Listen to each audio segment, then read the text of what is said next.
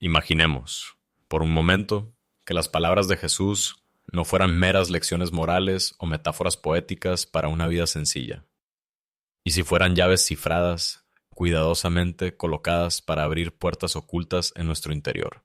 Portales sagrados que conducen no al exterior, sino al interior, a reinos de percepción y conciencia que pocos se atreven a explorar. Los evangelios, leídos desde esta perspectiva, pasan de la historia y la parábola a algo más cercano a un mapa del alma. A lo largo de los siglos, místicos, filósofos y buscadores han susurrado que tras la enseñanza pública de Jesús se escondía una segunda capa, reservada para quienes tuvieran oídos para oír. Su mensaje, velado por parábolas y símbolos, no se trataba solo de reforma social o ética. Se trataba de transformación interior, cuando declaró: «El reino de Dios está dentro de ti». No apuntaba a una vida lejana después de la muerte. Nos dirigía hacia nuestro interior, al terreno inexplorado de nuestra propia conciencia. Pero ¿qué es exactamente este reino interior? ¿Y cómo se accede a él? Aquí entra en juego uno de los elementos más misteriosos de la anatomía humana, la glándula pineal, un pequeño órgano con forma de piña, enterrado en lo profundo del cerebro. Ha fascinado tanto a místicos como a científicos durante siglos. El filósofo René Descartes lo llamó célebremente la sede del alma. En la tradición hindú se le conoce como el chakra Ajna, el tercer ojo, el órgano sutil de la visión superior. Los egipcios lo tallaron en piedra como el ojo de Horus, símbolo de la visión divina y la inmortalidad. Y el propio Jesús habló de un ojo singular. Si tu ojo es uno solo, todo tu cuerpo estará lleno de luz. Durante siglos, quienes buscan la verdad se han preguntado: ¿qué es este ojo? ¿Es simplemente una metáfora? ¿O es, como sugieren tanto la sabiduría antigua como la ciencia moderna, una puerta literal a estados alterados de conciencia? La neurociencia revela que la glándula pineal regula la melatonina, gobernando nuestros ciclos de sueño y sueños. Pero bajo ciertas condiciones, ayuno, meditación, oración profunda, incluso momentos de crisis, esta glándula también puede liberar DMT, un compuesto natural vinculado a visiones, experiencias místicas y una sensación de unidad con el cosmos. En otras palabras, la glándula pineal podría funcionar como una antena biológica, sintonizándonos con frecuencias de la realidad más allá de la percepción ordinaria. Si esto suena especulativo, recuerde que casi todas las civilizaciones antiguas codificaron algún conocimiento de este misterioso órgano. Las tallas en piedra, la arquitectura de los templos y los textos rituales apuntan a un ojo interior que debe despertarse. En la tradición cristiana, este conocimiento no siempre se manifestaba abiertamente. En cambio, se ocultaba en parábolas y dichos crípticos, enseñanzas destinadas a eludir el intelecto y despertar el reconocimiento en el alma. Y aquí es donde el papel de Jesús se expande más allá del predicador o sanador. Muchos estudiosos del cristianismo esotérico argumentan que fue un iniciado, formado en las escuelas de misterio de Egipto, Caldea y entre los esenios del desierto. Antes de su ministerio público, pudo haber pasado años en silencio, absorbiendo la sabiduría de tradiciones que vinculaban cuerpo, respiración y espíritu en una sola práctica. Algunos textos gnósticos e incluso intérpretes modernos como Edgar Cayce sugieren que Jesús estudió los procesos de la Kundalini, la energía que asciende por el cuerpo humano, uniéndolo con lo divino, de ser ciertas las palabras de Jesús. El reino está dentro de ti. No eran abstractas. Eran instrucciones. La clave reside en despertar la visión interior, encender la lámpara oculta en el cráneo y permitir que su luz inunde el cuerpo. Considerar esta posibilidad es replantear toda la historia. Quizás los milagros, las parábolas e incluso la propia crucifixión no sean solo eventos históricos, sino metáforas de procesos internos, procesos que comienzan cuando nos atrevemos a mirar hacia nuestro interior.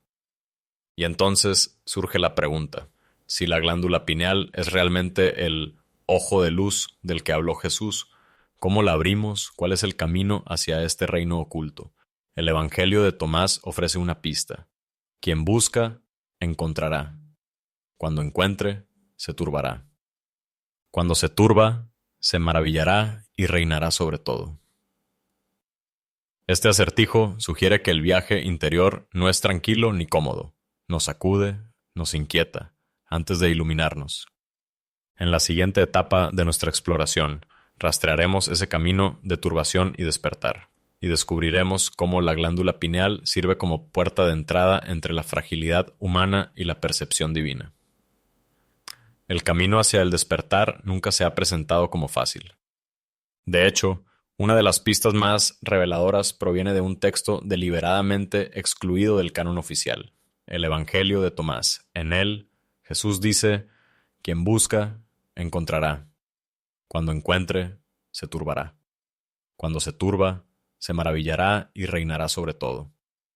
Esta sencilla pero enigmática progresión es un mapa de la lucha interna del alma. Al principio, buscamos, inquietos y hambrientos de algo que no podemos identificar con exactitud. Luego, cuando la verdad emerge, nos desestabiliza. Nos sentimos perturbados. El suelo tiembla bajo nuestras creencias cuidadosamente construidas, pero en esa perturbación reside la semilla del asombro. Lo que una vez nos inquietó se convierte en una revelación. Con el tiempo, se convierte en la base de una nueva clase de soberanía. No poder sobre los demás, sino dominio sobre uno mismo. Otro pasaje del mismo Evangelio profundiza en este misterio. Si sacas a la luz lo que hay en ti, lo que saques te salvará. Si no lo sacas a la luz, lo que no saques te destruirá. ¿Qué es este tesoro oculto en tu interior? Es la chispa de lo divino, el Cristo interior que espera nacer. Sin embargo, a menos que se despierte, a menos que se abra el ojo interior, permanece latente y el peso de nuestra propia inconsciencia nos consume. Aquí, la glándula pineal emerge de nuevo como algo más que una curiosidad biológica. En las tradiciones místicas, representa el mecanismo mismo por el cual se accede a esta chispa oculta. Es la antena, la lámpara, la puerta en el cráneo que permite que la percepción divina penetre en nuestra visión ordinaria. Despertarla es cruzar el umbral que Jesús describió como nacer de nuevo o ver el reino de Dios. Y así, Jesús se convierte en algo más que una figura para adorar a distancia. En el cristianismo esotérico, es un arquetipo del ser humano despierto, una demostración viviente de lo que yace latente en todos nosotros, sus palabras. Lo que yo hago, tú también lo harás, y cosas aún mayores. No son poesía vacía, son una invitación, un audaz recordatorio de que los milagros nunca debieron ser meros espectáculos externos. El verdadero milagro es la transformación de la conciencia misma. Piensa en esto por un momento. Y si las sanaciones, las visiones, las repentinas revelaciones que surgen en momentos de silencio u oración no fueran accidentes aislados, sino destellos del mismo poder interior, un potencial oculto en cada cuerpo humano, esperando ser reconocido. Esa posibilidad es a la vez emocionante y aterradora, promete libertad, pero exige rendición, rendición del ego, de la certeza, del pequeño yo que se aferra al control. La neurociencia moderna, a pesar de toda su precisión, solo puede describir las sombras químicas de este despertar. Explosiones de serotonina, cambios en la melatonina, oleadas de DMT. Pero los místicos a lo largo de los siglos han descrito lo mismo en términos experienciales. Visiones de luz cegadora, unidad con toda la creación, el colapso del tiempo y el espacio. Y si ambos relatos describen la misma puerta, a la que se accede desde lados opuestos, quizás tú también hayas sentido ecos de este camino, un sueño tan vívido que parecía más real que el despertar. Una intuición repentina que atravesó la confusión con una claridad cristalina. Un momento de quietud donde el mundo pareció disolverse, dejando solo presencia. Estas no son curiosidades aleatorias, son susurros del reino interior, tenues destellos de la luz que Jesús insistió que ya estaba en el interior.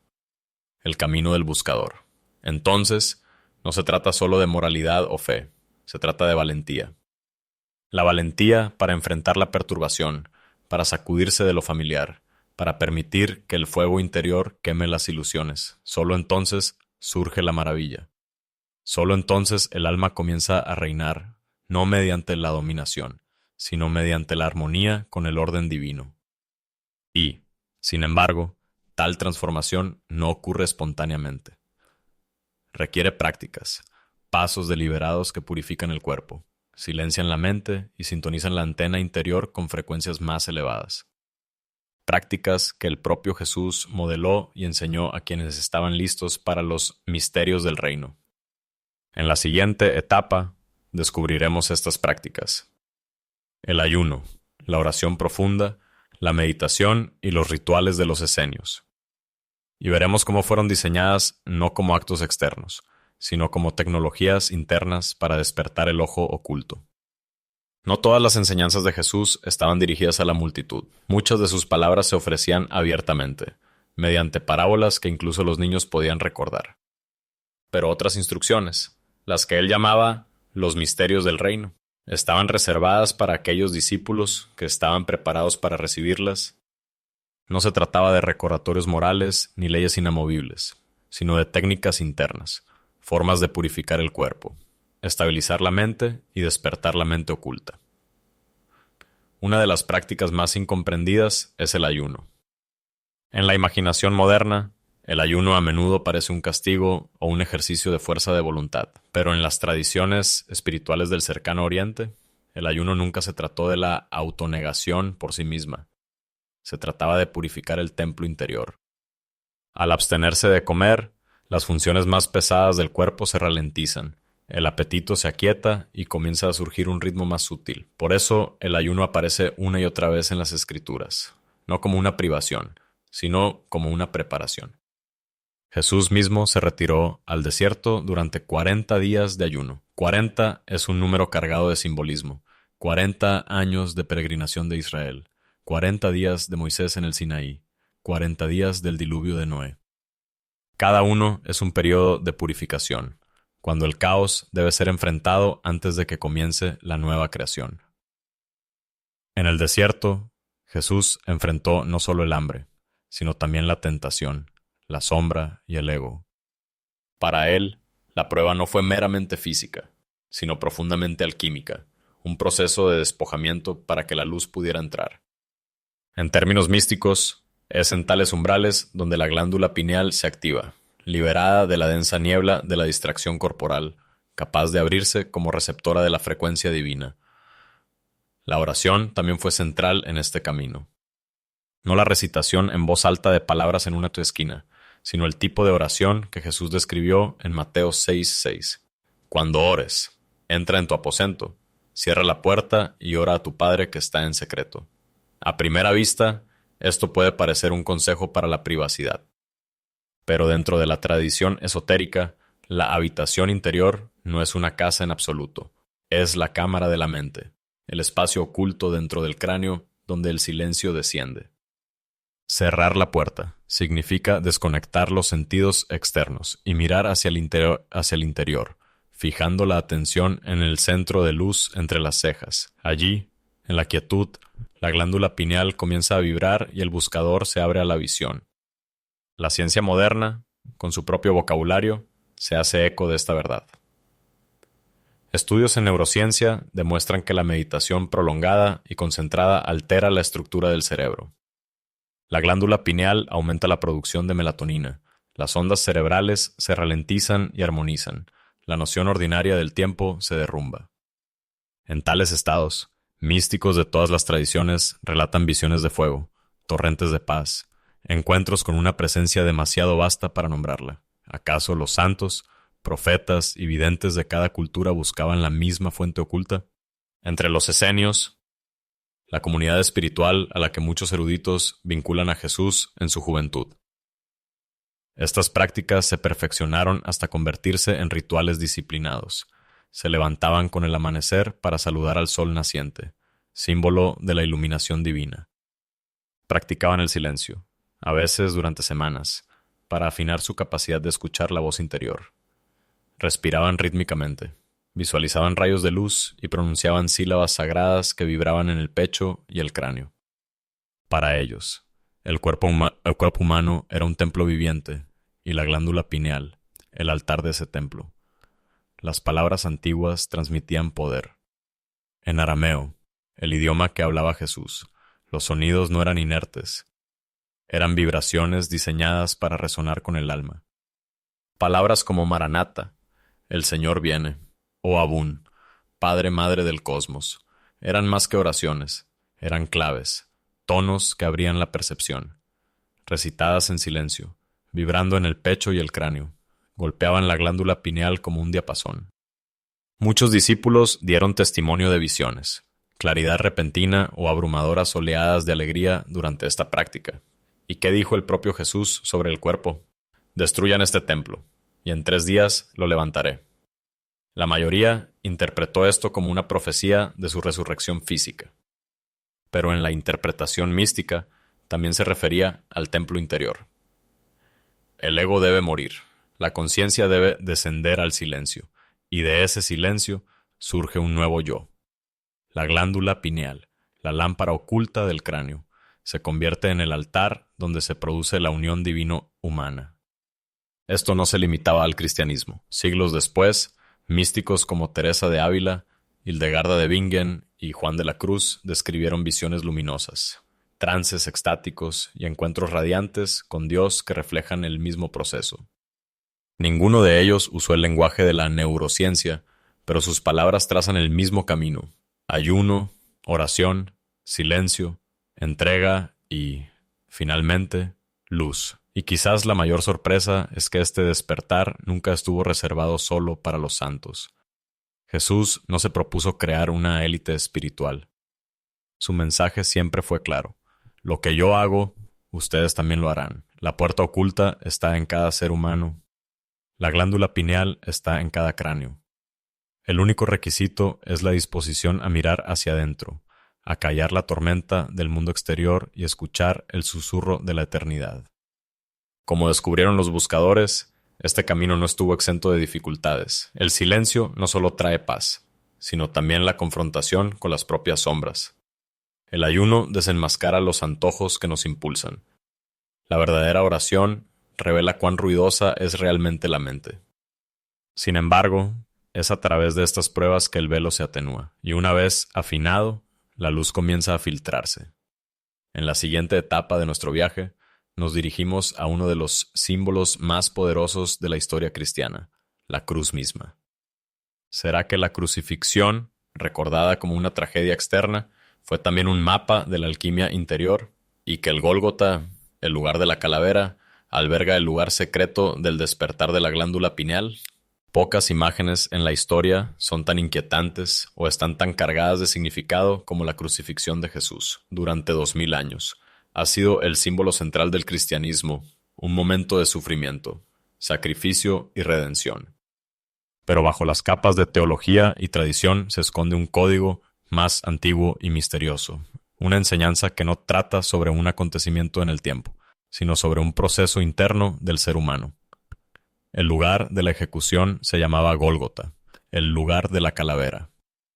A primera vista, esto es simplemente geografía, pero en la interpretación mística, ningún detalle es casual. ¿Por qué la calavera? ¿Por qué enfatizar el cráneo? Los antiguos iniciados entendían el lenguaje de los símbolos. La calavera es la cámara de la mente, la sede de la glándula pineal, el altar secreto dentro de la cabeza. Ser elevado en el Gólgota es elevar la conciencia a su centro más alto, donde reina el Cristo interior. La cruz en sí misma contiene capas de significado.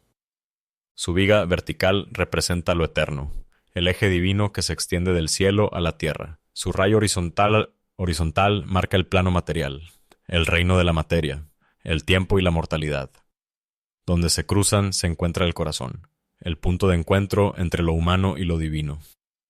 Pero el viaje del iniciado no termina ahí. En la lectura esotérica, la energía asciende desde el corazón, a través de la garganta y finalmente al centro del cráneo, el ojo único. Allí, como dijo Jesús, el cuerpo se llena de luz. Esta enseñanza resuena asombrosamente en distintas culturas. En la tradición yógica de la India, la energía kundalini yace enroscada en la base de la columna vertebral como una serpiente dormida. Mediante la disciplina, la purificación y la entrega, despierta y asciende por los chakras, penetrando uno tras otro hasta llegar al entrecejo y la coronilla. En ese momento, El yogi experimenta la unión con lo divino. ¿Será casualidad que el camino de la Kundalini refleje la vida de Jesús? Nació humildemente en el punto más bajo. Ascendió a través de pruebas y purificaciones, y finalmente ascendió a la cima del cráneo. Vista así, la crucifixión no es solo una tragedia histórica, sino un modelo alquímico. Es la muerte del ego, la rendición del yo inferior, para que surja una nueva conciencia. El sufrimiento es real, pero tiene un propósito, el fuego que quema la ilusión para que nazca el Cristo interior. Jesús no solo murió, sino que se transmutó. Alquimistas medievales como Paracelso y Jacob Boehme captaron fragmentos de este secreto. Hablaron del fuego de la piedra filosofal interior que se esconde en cada ser humano. La glándula pineal, pequeña e ignorada por la anatomía, era para muchos una candidata a esta piedra. El cristal dentro del cráneo capaz de captar y refractar la luz divina. El cuerpo, decían, no es mera carne, sino un laboratorio viviente, donde se encuentran el espíritu y la materia. Incluso el críptico libro del Apocalipsis insinúa este misterio. Habla de los elegidos que llevan el sello de Dios en sus frentes. ¿Qué sello podría ser este, sino el ojo interior despierto, la luz radiante de la conciencia que emana de la pineal? Una y otra vez, las escrituras regresan a la frente, al cráneo, a la luz interior. Este simbolismo no desapareció con los antiguos. Observen el arte de los santos a lo largo de los siglos. Halos rodean sus cabezas, discos dorados que irradian desde la corona y la frente. Reyes y sacerdotes son coronados sobre el cráneo. Los místicos describen visiones de luz que brota de la cabeza. La imagen se repite. El cráneo no es solo hueso, sino un templo, y dentro de ese templo arde la lámpara oculta. Si nos atrevemos a mirar más allá de la historia literal, la crucifixión comienza a revelarse como algo más que la muerte. Es el mapa universal del despertar. La cruz es la intersección de lo humano y lo divino. El Gólgota es el cráneo donde despierta la luz. La pasión es la quema del pequeño yo, para que lo que quede sea Cristo, no una figura distante, sino una presencia viva en nuestro interior. Y esto nos lleva a una pregunta más importante. ¿Qué sucede después de la cruz? Si la crucifixión es la muerte de la ilusión, ¿o qué es la resurrección? Podría ser el pleno florecimiento de la glándula pineal, la iluminación de la conciencia, el amanecer de una percepción más allá de la muerte. En la siguiente parte, exploraremos los poderes olvidados y el llamado a la humanidad a despertar la luz interior. ¿Y por qué pensadores, desde los místicos antiguos hasta los teósofos modernos, creían que la glándula pineal es el puente entre la limitación humana y la visión divina? Si el Gólgota simboliza la crucifixión dentro del cráneo, entonces la resurrección apunta a algo aún más asombroso, el resurgimiento de un poder antaño natural de la humanidad, ahora latente, a la espera de ser restaurado conscientemente. Teósofos como Annie Besant y Rudolf Steiner argumentaban que, en el pasado remoto de la humanidad, la glándula pineal era mucho más activa que en la actualidad.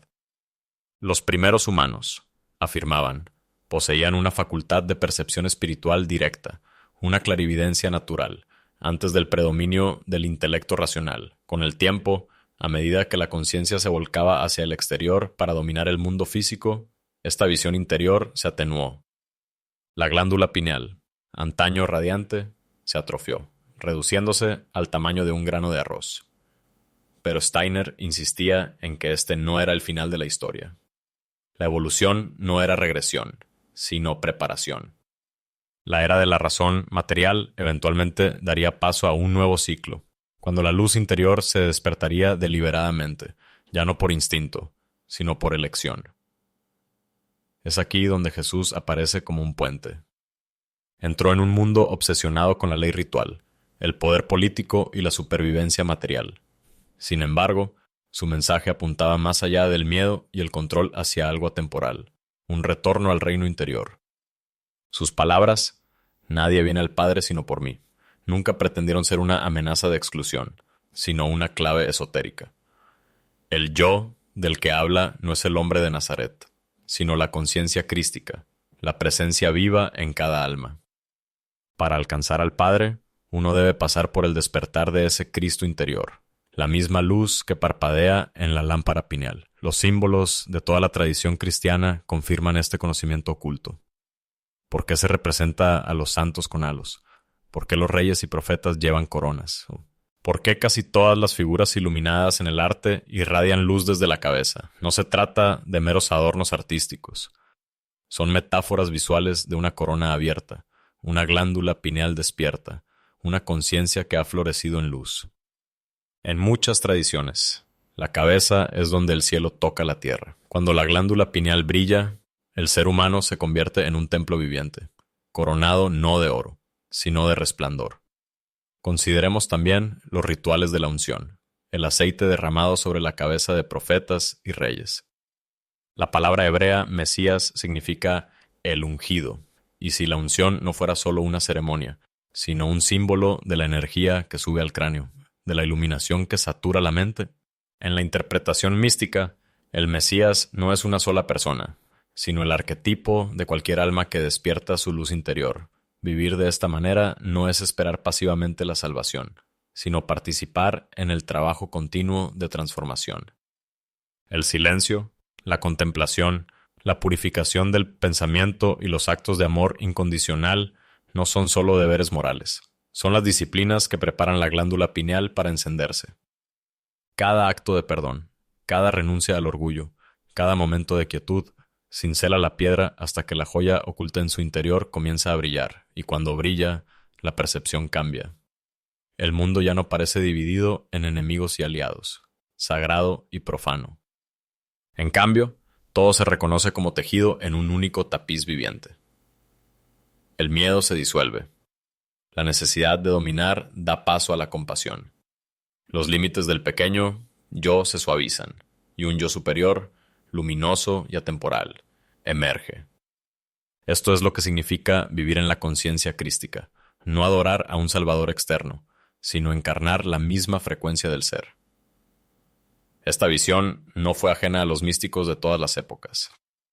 Desde las visiones de luz viviente de Hildegarda de Bingen, hasta los poetas sufíes embriagados por la unión divina, pasando por las radiantes sonrisas de los monjes budistas en meditación, todos dan testimonio de la misma corriente. La glándula pineal, aunque oculta y olvidada, sigue siendo la puerta universal. Pero ¿cómo se pasa del símbolo a la experiencia? ¿Cómo se pasa del halo y la corona de las pinturas al resplandor viviente dentro del propio cráneo? La respuesta reside en el misterio del renacimiento, lo que Jesús llamó nacer de lo alto. En la siguiente parte, exploraremos este renacimiento como la verdadera segunda venida, no un evento que desciende del cielo, sino una transformación que surge desde adentro, cuando la glándula pineal se abre como un portal al reino aquí y ahora. Cuando Nicodemo, un respetado anciano de Israel, se acercó a Jesús al amparo de la noche, le planteó preguntas que muchos de nosotros aún nos hacemos, y Jesús respondió con una de las declaraciones más enigmáticas de toda la Escritura: el que no nazca de nuevo no puede ver el reino de Dios. Durante siglos, esta frase se ha convertido en un eslogan, ligado a la conversión religiosa o a la afiliación externa, pero en su contexto original, y especialmente en el griego, donde la palabra de nuevo también significa de arriba, apunta a algo mucho más profundo. Jesús no hablaba de unirse a un movimiento, describía una metamorfosis, un renacimiento radical de la conciencia. Nacer de arriba es permitir que el viejo yo, moldeado por el miedo, el ego y la separación, muera. La identidad a la que nos aferramos, nuestro orgullo, nuestras posesiones, incluso nuestros nombres y roles, es solo una máscara, y como la oruga que se disuelve dentro de la crisálida, el ego humano debe desmoronarse antes de que pueda emerger el Cristo interior. No es un proceso cómodo. Se siente como la muerte, pero es el mismo pasaje que permite que la luz nazca en nuestro interior. En el centro de esta transformación se encuentra la glándula pineal, la lámpara del cráneo. En lenguaje místico, es el útero del segundo nacimiento. Al activarse, inunda el cuerpo de luz, altera la percepción y permite al alma ver con nuevos ojos, no los ojos de la carne, sino los del espíritu. De repente, todo cambia. Los colores parecen más brillantes, El tiempo se siente fluido y una abrumadora sensación de unidad impregna la existencia. Muchas personas, sin nombrarlo, han vislumbrado esto. Un sueño tan vívido que parece más real que la vigilia. Una oleada de paz en medio del caos. Una meditación en la que el cuerpo desaparece y solo queda la presencia. Un amor repentino e inexplicable por todos los seres. No son accidentes. Son las contracciones del nacimiento espiritual, el pulso del Cristo interior que presiona hacia la superficie. Por eso las tradiciones de todo el mundo hablan del tercer ojo. En el hinduismo es el chakra ajna, en el budismo el ojo de la sabiduría, en el sufismo la visión interior del corazón. En el misticismo cristiano es el ojo único que llena el cuerpo de luz. Aunque los idiomas difieren, la verdad es la misma. Todo ser humano lleva en su interior la facultad de percibir directamente lo divino. La ciencia puede describirlo en términos de neuroquímica y fotones de luz dentro de las células, mientras que los místicos describen visiones y unión, pero ambos apuntan a la misma puerta oculta. Incluso el Sermón de la Montaña, a menudo visto como un conjunto de reglas éticas, puede interpretarse como una escalera energética hacia este nacimiento. Bienaventurados los pobres de espíritu, aquellos que se despojan del ruido. Bienaventurados los limpios de corazón, aquellos que limpian sus emociones de envidia y resentimiento. Bienaventurados los que tienen hambre y sed de justicia, aquellos que anhelan la verdad más que la comodidad. Cada bienaventuranza no es solo una declaración moral, sino un paso en el ascenso que prepara el templo interior para el despertar. A medida que esta nueva frecuencia se arraiga, la glándula pineal responde. Es exquisitamente sensible no solo a la luz externa, sino también a la luz del pensamiento y la intención. Cuando la mente se llena de amargura, la glándula permanece latente, calcificada por la pesadez del ego. Pero cuando los pensamientos se purifican, cuando el amor se convierte en la orientación del corazón, la pineal se abre como una flor hacia el sol, y con esa apertura llega la visión. No una visión metafórica, sino la percepción luminosa del reino ya presente. Lo que Jesús prometió no fue un paraíso futuro después de la muerte, sino un estado de estar disponible aquí y ahora. Nacer de lo alto es vivir en ese estado, encarnar la conciencia crística en la vida diaria. Y las señales de este renacimiento son inconfundibles. El miedo da paso a la confianza, el resentimiento al perdón, la separación a la unidad. La vida ya no se siente como un campo de batalla, sino como un jardín. Incluso el sufrimiento, antes insignificante, se convierte en un maestro. Esta es la verdadera segunda venida. No es una figura que desciende sobre nubes de gloria, sino la llegada de la conciencia crística al corazón de cada buscador, que se atreve a morir al viejo yo y despertar la luz interior. Acontecimiento externo. Se trata de permitir que la glándula pineal, la lámpara secreta de Dios dentro del cráneo, se encienda para que veamos, por fin, lo que siempre estuvo aquí. Y, sin embargo, el despertar no es el final. Es el comienzo de una nueva vida, una vida vivida con propósito, claridad y paz. En la etapa final de nuestro viaje, exploraremos lo que significa vivir desde esta conciencia, cómo encarnar la luz no solo en visiones o momentos de éxtasis, sino en actos, relaciones y decisiones cotidianas. Porque el mayor secreto de todos no es que el reino exista, sino que podemos morar en él ahora. Si todo lo que Jesús enseñó apunta al interior, entonces el misterio final no se trata de desatar visiones ni de experimentar éxtasis fugaces, sino de encarnar una nueva forma de ser. Despertar la glándula pineal, nacer de lo alto, es solo el umbral. El verdadero trabajo comienza en cómo uno camina por el mundo después. Para Jesús, el reino de los cielos no era una recompensa lejana, sino una realidad presente. El reino de Dios está dentro de ti. Vivir desde ese reino significa que cada aliento, cada palabra, cada decisión se convierte en parte de una mayor armonía. La mente ya no se guía por el miedo o el deseo. En cambio, el corazón se convierte en la brújula y el amor en la ley. Cuando la glándula pineal se despierta, la percepción cambia. Las dualidades que una vez gobernaron la vida. Sagrado versus profano. Nosotros versus ellos. Digno versus indigno. Comienzan a disolverse, cada momento, por ordinario que sea, resplandece de santidad. Lavar platos, hablar con un desconocido, incluso una pausa en silencio se convierte en oración. El tiempo mismo se suaviza, el pasado y el futuro pierden su control. Lo que queda es el eterno ahora, luminoso e inquebrantable. Este estado, que los místicos de todas las tradiciones han llamado unión, iluminación o simplemente presencia, es lo que el cristianismo, en su máxima expresión, denominó en su momento conciencia crística. No es una filosofía abstracta, sino una realidad vivida y trae consigo señales inconfundibles. El miedo da paso al coraje, la ansiedad se disuelve en confianza, la ira se transforma en compasión. Uno comienza a ver cada rostro humano como un reflejo de lo divino, cada criatura como parte del mismo tapiz viviente. Piensen en los halos pintados alrededor de los santos o en las coronas de oro que reposan sobre los reyes. Nunca fueron solo adornos. Son símbolos de la luz interior despierta, la lámpara pineal que brilla con tanta intensidad que los artistas solo pudieron capturarla como un fuego radiante sobre la cabeza. Esa luz no está reservada para unos pocos elegidos. Es el derecho de nacimiento de cada alma. Y así, la segunda venida, no es un trueno celestial, sino el amanecer sereno y radiante de esta conciencia en nuestro interior. Cada vez que alguien perdona en lugar de vengarse, Cristo regresa. Cada vez que alguien elige el amor sobre el miedo, Cristo renace. Cada vez que un alma escucha en su interior, aquieta la mente y permite que la lámpara pineal brille. El reino llega, no en teoría, sino en la realidad vivida. Por eso Jesús dijo: el ojo es la lámpara del cuerpo. Si tu ojo está limpio, todo tu cuerpo estará lleno de luz.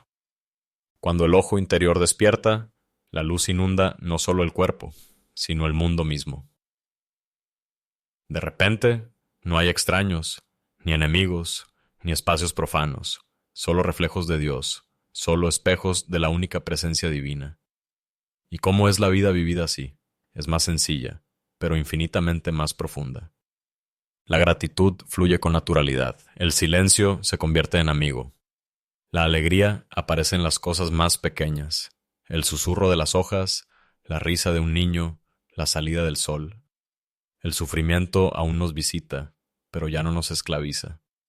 Incluso la muerte pierde su aguijón, pues el alma ya ha saboreado la eternidad en el presente. Si has escuchado hasta aquí, quizás ya sientas la agitación de esta verdad.